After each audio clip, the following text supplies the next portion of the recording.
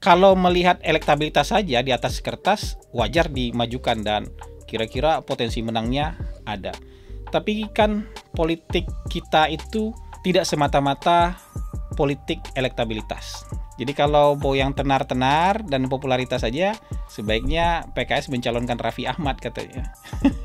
Ganjar Anies tadi itu semacam gerak tipu aja lah.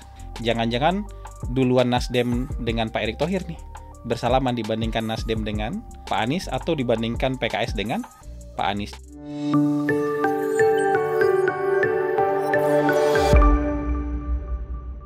Baik, Assalamualaikum warahmatullahi wabarakatuh. Kali ini kita sampai di episode yang ke-36. Dan minggu ini rekor nih, kita bisa bikin mikrofon Hasan Nasbi 2 kali seminggu. Jadi kita nggak tahu ke depan bisa konsisten seperti ini apa tidak, tapi kita akan cobalah di sela-sela pekerjaan utama saya buat ngopi-ngopi sama ngobrol-ngobrol sama orang, kita akan coba sempatkan untuk membuat podcast mikrofon Hasan Nasbi itu 2 kali seminggu paling tidak. Kita akan coba di minggu-minggu yang akan datang. Baik, kali ini emang ada isu hangat ya. Jadi saya ingin membahas langkah-langkah politik yang dilakukan oleh Pak Surya Paloh dan Nasdem pasca terbentuknya Koalisi Indonesia Bersatu. Jadi di tayangan yang sebelum-sebelumnya saya pernah bilang bahwa pembentukan Koalisi Indonesia Bersatu ini akan jadi game changer. Dia akan dalam tanda kutip ya, memaksa partai-partai lain juga akan harus segera berkomunikasi, harus segera mendekatkan diri supaya juga tercipta koalisi di antara mereka. Atau kalau tidak tercipta koalisi di antara mereka, mereka bergabung dengan Koalisi Indonesia Bersatu. Ini karena kalau tidak segera melakukan komunikasi dan penjajakan, akan ada partai yang ketinggalan kereta. Atau partai yang terpaksa tanpa ada bergen lagi terpaksa bergabung dengan koalisi yang sudah ada. Nah, ada beberapa langkah yang kita cermati dan itu muncul jadi berita. Jadi ini bukan sesuatu hal yang di belakang layar, tapi ini tampak di depan layar yang dilakukan oleh terutama Pak Surya Paloh. Kita nggak melihat ini sebagai langkah Nasdem secara organisasi, tapi langkah yang dilakukan oleh Pak Surya Paloh. Tapi bagaimanapun Pak Surya Paloh itu cerminannya Nasdem. Jadi apa yang dilakukan oleh beliau pasti menjadi langkah-langkah dari Nasdem juga. Yang paling awal minggu ini itu adalah beliau melontarkan ide atau semacam proposal kepada publik untuk memasangkan Ganjar Anies sebagai pasangan Capres-Cawapres. Alasannya supaya menghilangkan polarisasi yang pernah terjadi di masa lalu. Sebenarnya memang kita ada pergeseran makna polarisasi ini. Polarisasi itu dalam politik pasti ada. Ini kita harus akui lah. Ketika ada aspirasi yang berbeda, jalur politik yang berbeda, partai politik yang berbeda, pasti akan ada polarisasi atau pembelahan. Nah, bedanya pembelahan politik itu, kalau itu betul-betul pembelaan politik, perbedaan cara, perbedaan strategi, perbedaan taktik dalam membangun bangsa, maka itu pembelahan yang bisa sembuh. Kalau ibarat luka, itu luka yang bisa sembuh setelah pemilu, ya. Luka yang bisa sembuh setelah pemilu. Nah, polarisasi yang ada dalam kepala kita hari ini itu adalah luka-luka politik yang memang susah sembuh. Kenapa susah sembuh? Karena itu sudah dibumbui oleh hal-hal yang sifatnya hal-hal yang dianggap suci, yang ketika dibawa ke politik itu membuat kita nggak bisa ketemu.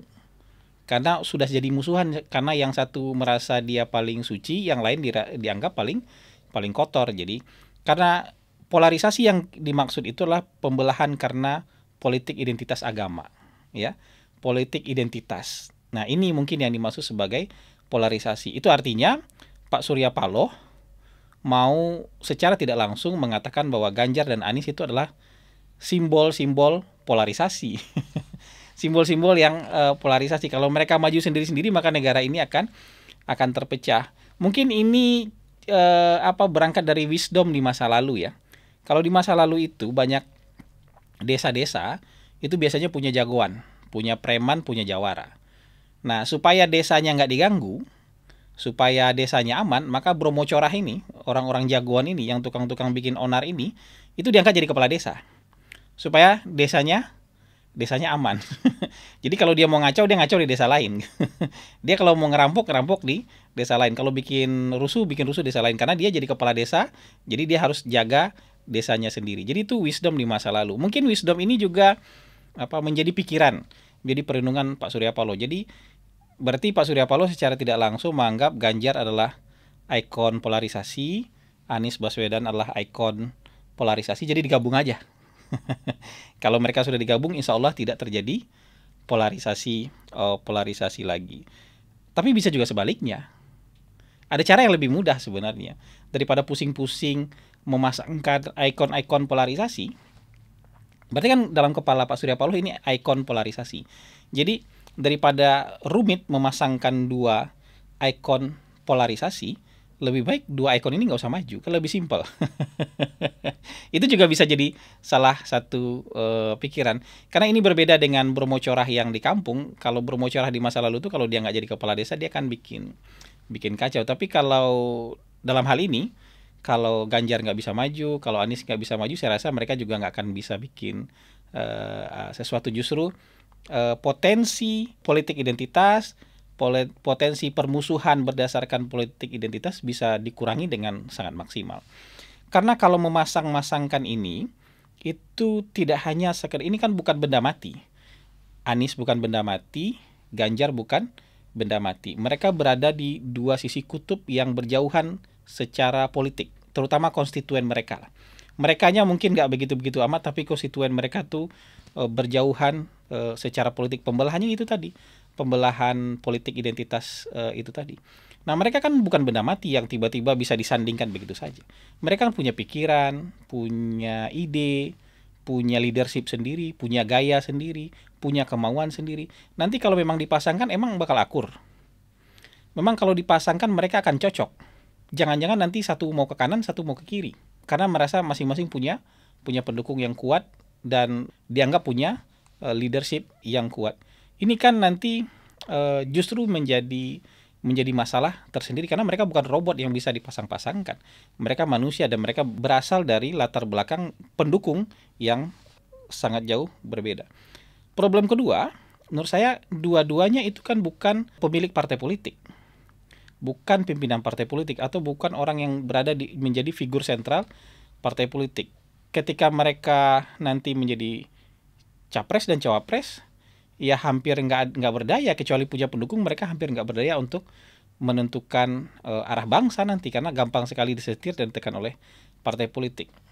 Memang Pak Jokowi juga bukan figur sentral di partai politik, tapi ada beda kemampuan untuk berkomunikasi dan membangun kesepakatan dengan partai politik. Itu kemampuannya Pak Jokowi agak extraordinary, agak berbeda. Jadi beliau tuh mampu menjadi presiden yang kuat tanpa menjadi orang partai. Tapi kalau dua orang ini saya khawatir mereka bukan orang yang extraordinary. Mereka tidak akan mampu membangun kesepakatan dengan partai politik dan posisi mereka yang di atas, mereka yang mengendalikan. Itu saya masih meragukan potensi mereka untuk bisa melakukan itu. Nah, problem berikutnya menurut saya adalah pasangan Ganjar Anies ini, kalau melihat elektabilitas saja di atas kertas wajar dimajukan dan kira-kira potensi menangnya ada. Tapi kan politik kita itu tidak semata-mata politik elektabilitas. Nah, memajukan capres, cawapres kan sudah sering saya ulang-ulang, itu sekarang itu berada di bawah kendali rejim tiket. Karena tidak ada yang extraordinary kan, karena tidak ada yang elektabilitasnya 50%, 60% kan nggak ada. Kayak Pak Jokowi dulu 40-an persen, menjelang 50% kan nggak ada. Sekarang kan rata-rata aja di atas 20%. Nggak ada yang extraordinary. Nah, bagaimana cara mendapatkan tiket buat mereka? PR-nya menurut saya lebih rumit karena dua-duanya nggak punya tiket. Ya, dua-duanya nggak punya tiket. Mas Ganjar susah nyari tiket, Mas Anies susah nyari tiket. Pasangan ini menurut saya, satu-satunya kemungkinan pasangan ini menjadi nyata, pasangan Ganjar dan Anies, atau sebaliknya, Anies Ganjar. Kalau Anies Ganjar agak susah ya. Ganjar Anies lebih mungkin kalau Ganjar diusung oleh PDIP.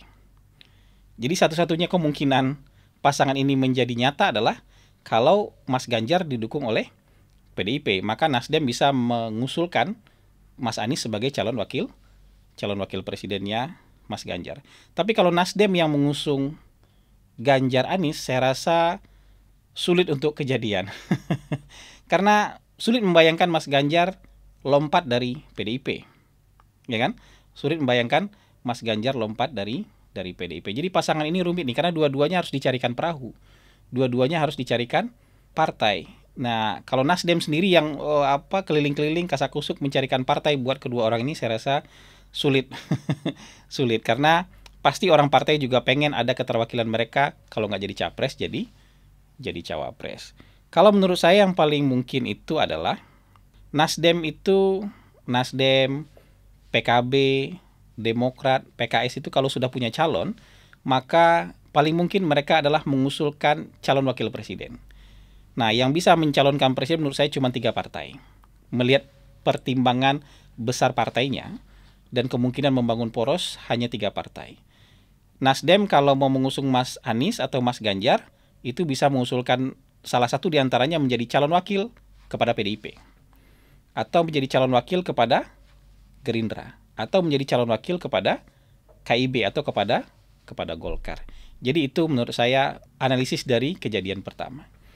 Ada kejadian kedua, itu Pak Prabowo bertamu ke kantor Nasdem. Nah, ini langkah berikutnya nih.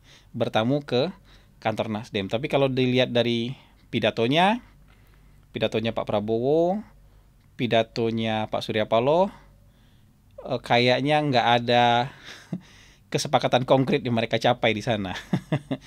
Bahkan jauh lebih indah ketika Erlangga bertemu dengan Pak Surya Paloh di kantor Nasdem sebelumnya. Itu justru kata-kata mereka menunjukkan bahwa ada kesepahaman dan kesepakatan yang sudah mereka dapatkan. Tapi itu pun akhirnya Golkar nggak bersama Nasdem membangun koalisi. Justru bersama P3 dan PAN untuk membangun koalisi. Jadi begitulah, orang yang komunikasinya pasca bertemu aja sudah akrab sekali, sudah dekat sekali dan sudah kayak konkret sekali, ketika di ujungnya juga belum tentu berkoalisi. Apalagi konferensi pers kemarin antara Pak Prabowo dengan Pak Surya Paloh kayaknya tidak membangun kesepakatan apa-apa. Jadi menurut saya itu koalisinya masih jauh. Pertemuan mereka masih jauh karena dua-duanya kan figur dominan nih. Secara figur Pak Surya Paloh itu figur dominan, pasti pengen memimpin koalisi. Tapi kalau ketemu dengan Gerindra, nggak mungkin Nasdem yang menjadi pemimpin koalisi karena Gerindra jauh lebih besar. Nah, manuver ketiga, ini menarik juga. Nah, ini akan ada kaitannya dengan Mas Anies ini, akan ada kaitannya dengan manuver Nasdem berikutnya menurut saya. Kemarin di acara silaturahmi nasional Hari Kesaktian Pancasila, justru Pak Surya Paloh memuji Pak Erick Thohir sebagai pemimpin muda yang luar biasa lah, dipuji lah di dalam pidato Pak Surya Paloh. Nah, di antara serangkaian nama yang disebut-sebut oleh Pak Surya Paloh ada Ganjar, ada Anies, berarti yang ketiga ada Erick Thohir. Itu ini hati-hati nih Mas Anies nih. Itu bisa jadi nanti karena peluangnya yang paling mungkin bagi Nasdem adalah mengusulkan calon wakil presiden, maka bisa jadi yang membungkus Nasdem atau dibungkus oleh Nasdem, kita nggak tahu sebaliknya nanti yang mana yang dipilih, itu bisa jadi Erick Thohir. Bisa jadi Erick Thohir. Karena dari sisi kemampuan komunikasi, kemampuan membangun kesepakatan, kemampuan membangun deal, maka lebih mungkin bersepakat dan membangun deal dua tokoh ini, Surya Paloh dengan Pak Erick Thohir, dibandingkan Pak Surya Paloh dengan Mas Anies, dibandingkan Pak Surya Paloh dengan Ganjar. Menurut saya agak sulit membayangkan mereka membangun sebuah kesepakatan. Tapi kalau dengan Pak Erick Thohir sama-sama konkret ini orang berdua. Jadi ngomongnya nggak lagi ngomong yang normatif, tapi bisa bicara hal-hal yang lebih konkret. Tapi lagi-lagi kalau posisinya Nasdem, kalau menurut hitung-hitungan saya itu hanya paling mungkin mengusulkan calon wakil presiden, sama halnya dengan PKS. hanya mungkin mengusulkan calon wakil presiden, maka kemungkinan besar Nasdem mungkin itu akan lebih mudah berkomunikasi dan membangun kesepakatan dengan Pak Erick Thohir. Jadi Ganjar Anies tadi itu semacam gerak tipu aja lah. Kalau dalam bela diri itu semacam gerakan tipuan, tapi serangannya bukan itu sebenarnya. Ya, kalau dengan Prabowo kemarin semacam gimmick aja lah, gerak tipu aja lah. Itu mungkin bukan serangan yang sebetulnya. Yang di titik akhir ini menurut saya justru harus dicermati. Mungkin ini poin utamanya karena diundang dalam acara silaturahmi nasional dan dipromosikan secara khusus, ada orangnya di situ. Kalau bicara Ganjar Anies nggak ada orangnya di situ. Ketika ada Prabowo, mereka nggak bicara apa-apa yang nggak ada substansi yang penting. Ketika ada silaturahmi nasional, orangnya dipuji dan ada orangnya di situ. Gitu. Jadi menurut saya ini kemahiran politik lah. Kemahiran politik Pak Surya Paloh dalam mencoba untuk merangkul sebanyak mungkin orang, tapi saya rasa arah-arahnya sudah mulai terlihat. Maka Mas Anies harus mulai waspada ini. Kalau kemarin sangat percaya diri bisa bersama Nasdem, bisa bersama PKS, jangan-jangan duluan Nasdem dengan Pak Erick Thohir nih bersalaman dibandingkan Nasdem dengan Pak Anies atau dibandingkan PKS dengan Pak Anies. Jadi harus segera bergerak nih, manajernya Pak Anies nggak boleh duduk diam ini, santai-santai dengan elektabilitas tinggi. Hari ini Koalisi Indonesia Bersatu sudah membuktikan bahwa mereka bisa berkoalisi tanpa ikatan elektabilitas loh. Tanpa ada ikatan elektabilitas. Nah kalau begitu, calon-calon lain juga sudah membaca seperti itu. Wah ini nggak ada ikatan elektabilitas bisa berkoalisi, saya juga bisa dong membangun kesepakatan dan salaman dengan partai politik tanpa ada ikatan elektabilitas. Jadi jangan terlena dengan elektabilitas hari ini karena situasinya sangat-sangat berbeda. Nah, kalau misalnya Nasdem itu membungkus atau dibungkus oleh Pak Erick Thohir, ya berarti mereka akan berkomunikasi dengan tiga pihak. Pak Erick Thohir diusulkan buat jadi calon wakil kepada calon capresnya PDIP, bisa Puan ET, atau dikomunikasikan kepada menjadi calon wakil untuk Gerindra, itu artinya Prabowo ET. Dan khusus untuk Prabowo ET ini berapa kali disampaikan oleh Effendi Ghazali waktu itu dalam sebuah acara adu perspektif bersama saya di Detik. Mungkin lebih dari 5 kali Effendi Ghazali menyebut nama hasil kajian dari Salemba School itu bahwa calon yang paling potensial adalah Prabowo ET. Karena sudah lebih dari 5 kali dia sebut-sebut itu, menurut saya ini kajian yang serius dan mungkin saja untuk dieksekusi. Atau pilihan terakhir, Nasdem mengusulkan nama Pak ET kepada Koalisi Indonesia Bersatu. Jadi gimana Mas Anies? Gimana Mas Ganjar? Kalau Mas Ganjar menurut saya ya hanya menunggu takdir di PDIP. Kalau takdirnya ada, maka Mas Ganjar akan maju melalui PDIP. Gimana dengan Mas Anies? Mas Anies takdir paling tingginya mungkin menjadi calon wakil presiden yang diusulkan oleh Partai Keadilan Sejahtera. Tapi itu pun harus dikomunikasikan dengan pemegang tiket capres. Pemegang tiket capres menurut saya tadi 3. PDIP, Gerindra, Partai Golkar. Terserah mau diusulkan ke pihak yang mana. Mungkin itu ya yang bisa kita sampaikan pada kesempatan kali ini. Semoga berguna. Jadi teman-teman harus mulai membangun sebuah logika itu runut. Jadi tidak hanya melihat elektabilitas, tidak melihat popularitas, tidak melihat ketenaran saja, tapi juga kemampuan membangun koalisi. Partai pendukungnya nanti atau partai pengusungnya nanti itu berasal dari mana saja. Kalau cuma orang terkenal di atas kertas, tapi kemudian partai pengusungnya nggak ada, dia pasti akan sulit untuk menjadi calon presiden maupun calon wakil presiden. Dan yang paling menggelitik, ini adalah kata-katanya Gubernur NTB, kader PKS yang menjadi Gubernur NTB. Jadi kalau mau yang tenar-tenar dan popularitas saja, sebaiknya PKS mencalonkan Raffi Ahmad katanya. Jadi itu adalah sebuah kode bahwa yang tenar-tenar dan populer itu, yang elektabilitas tinggi itu belum tentu bisa punya kemampuan membangun kesepahaman dan bersalaman dengan partai. Begitu saja ya. Terima kasih. Wassalamualaikum warahmatullahi wabarakatuh.